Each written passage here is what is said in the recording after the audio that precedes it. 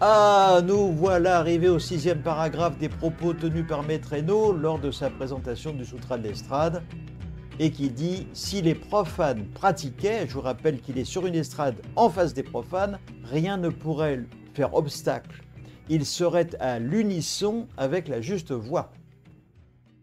Voilà, donc jusqu'à présent, Maître Hainaut nous a parlé des vues fausses qui engendrent les conflits, il a évoqué les méthodes subites et graduelles, il a exposé la compréhension, il a décrit l'éveil parfait.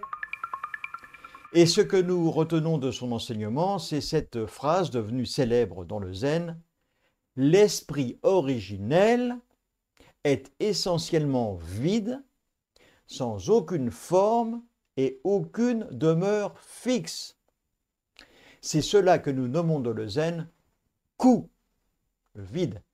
Mais comment expliquer tout cela à un profane si lui-même n'en fait pas l'expérience personnellement? Personne ne fera jamais le chemin à votre place. Jamais. C'est bien d'écouter les enseignements, mais encore faut-il les expérimenter. Et dans ce 6e paragraphe, Maître Hainaut fait un constat. Très peu de personnes pratiquent. Et Maître Hainaut nous dit, si les profanes pratiquaient, rien ne pourrait leur faire obstacle. Alors bien sûr, l'interprétation de base laisse à supposer qu'il n'y a plus d'obstacle lorsque l'on pratique. Bon, c'est pas vraiment vrai quand même, hein. Et naturellement, on pense que c'est une espèce de réussite qui est au bout du chemin. Il y a une avidité qui s'installe là. L'espoir de gagner quelque chose, l'espoir d'avoir une récompense. Pour l'être ordinaire, la réussite suppose avoir de l'argent, beaucoup de biens, accumuler des tas de choses qui ne servent à rien. On ne fait rien pour rien, on vend tout. Ce que nous devons comprendre, c'est que si les profanes pratiquaient, rien ne pourrait leur faire obstacle à la réalisation de la voie. Autrement dit, exactement l'inverse de ce que le commun des mortels pense lorsqu'il voit le mot réussite. Réussite égale argent, égale etc. Les activités mentales, je vous le répète, sont illusoires. Elles sont comme un nuage dans le ciel serein de notre essence pure. Maître Hainaut nous le dit, si leurs erreurs toujours leur étaient manifestes, ils seraient à l'unisson sur la juste voie. La pratique de la méditation met en lumière tous les aspects de nos personnalités.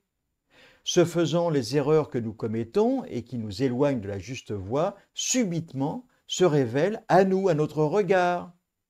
Un regard dégagé de l'ego. Ah oui, parce que sinon ça ne fonctionne pas. Une fois ces erreurs mises en évidence, à condition de les accepter sous le soleil de notre conscience indifférenciée, également nommée en japonais Shiryo, la juste voie se trace d'elle-même. Lorsque nous sommes sur la juste voie, nous sommes en quelque sorte à l'unisson avec les autres pratiquants qui eux aussi font des efforts et font des gros efforts pour faire de leur vie un tremplin vers la compréhension et la réalisation de l'éveil, pour se comprendre eux-mêmes, pour voir un petit peu qu'est-ce qui ne va pas, comment on se dégage de tout ça, de cette souffrance, ça pèse. Maître Hainaut, afin de simplifier cet accès à tout un chacun, a enseigné l'approche directe de la méditation. Voilà. Il met l'accent sur l'illumination instantanée, qui est également l'illumination que l'on prête au Bouddha historique. À son époque, les écoles étaient toutes versées vers des pratiques graduelles, des pratiques longues, difficiles, austères, avec plein d'obstacles.